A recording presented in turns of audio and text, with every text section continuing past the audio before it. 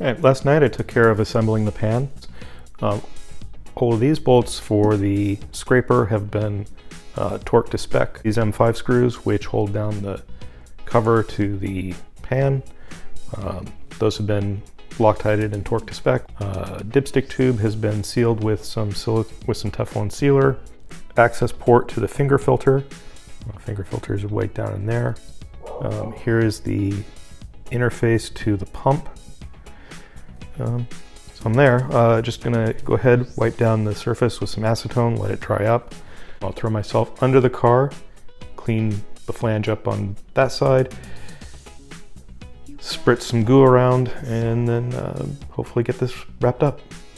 I spritzed some RTV schmoo on the mating surface of the block, slapped the pan in place, got everything down to finger tight as the instructions say. As you can see here, this is why I had to clearance the pan. It's the slave cylinder for the clutch that ATR produces. It works really well, but it is a little bit awkward to use with a rear-wheel drive pan for the Duratex. I think it'll seal properly. It's been an hour since I schmooed up the pan and put it in place. I've come back, I've torqued everything to spec, marked all of the screws so that I know that I torqued them.